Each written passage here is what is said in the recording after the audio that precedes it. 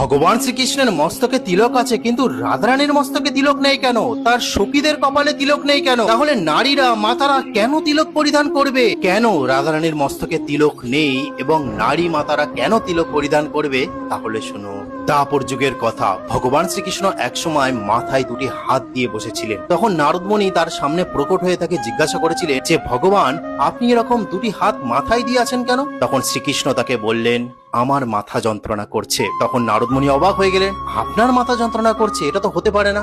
আপনি ভগবান, আপনি সব জানেন, আর আপনার মাথা যন্ত্রণার নিবারণ কি করে হবে সেটা আমার কাছেও কোনো উপায় নেই। আপনিই জানেন, আপনিই বলুন কি করতে হবে। তখন শ্রীকৃষ্ণ তাকে বলছেন যে, নারদমণি, তুমি যে কোনো আমার ভক্তের কাছ থেকে তার চরণ ধুলি নিয়ে আসো, তাতেই আমার এই মাথা যন্ত্রণার উপশম হবে। নারদমণি তো খুবই আনন্দিত হলেন। তারপরে তিনি সবার প্রথমে তার পিতার কাছে গেলেন। পিতার কাছে গিয়ে বলছে, হে বসুদেব, শ্রীকৃষ্ণের মাথায় যন্ত্রণা করছে, আপনার চরণের ধুলি দিন। তখন বসুদেব তাকে বলছেন যে, আমি আমার চরণের ধুলি দেবো? এটা কি করে সম্ভব মহিষী নারদ? এটা তো ভগবানকে অপমান করা হবে।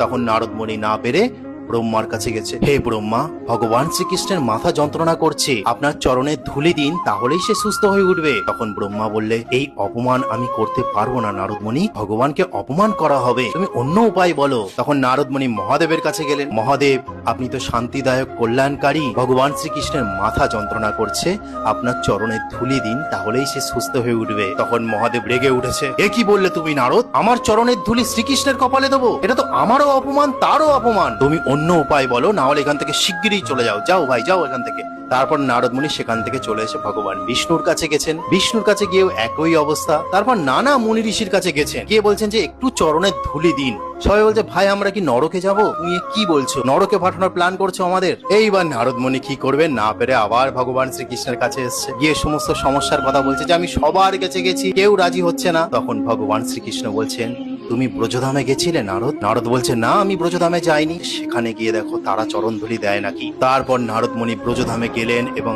রাধা রানী আর সখীরা সেখানে ছিলেন। তাদের কাছে গিয়ে বললেন, ভগবান শ্রীকৃষ্ণের মাথা যন্ত্রণা করছে, আপনাদের চরণের ধুলি দিন, তাহলেই সে সুস্থ হয়ে উঠবে। এখন রাধা রানী তাদের সখীগণ বলছে, কি নারদ, কানহার মাথা যন্ত্রণা করছে, তার জন্য চরণের ধুলি লাগবে? এই নাও চরণের ধুলি, তোমার উত্তরীটা দাও নারদমণি, আমরা সবাই মিলে চরণ ধুলি দিচ্ছি, শিগগিরই গিয়ে তার মাথায় লেপন করো, যেন সে সুস্থ হয়ে ওঠে তাড়াতাড়ি। তারপর রাধারানী তার সখীরা পা থেকে সেই চরণের ধুলি কেকে কেকে নারদমণির উত্তরীতে দিচ্ছে। তখন নারদমণি জিজ্ঞাসা করছে যে, এতে তোমার কোনো পাপ হবে না তো? এতে তুমি ভগবান শ্রীকৃষ্ণকে অপমান করছো না তো? তখন সখীগণ বলছেন যে, এর জন্য যদি আমার কোটি বছর নরকেও থাকতে হয়, তাও আমি থাকবো, তুমি ভগবানকে তাড়াতাড়ি সুস্থ করো। তখন নারদ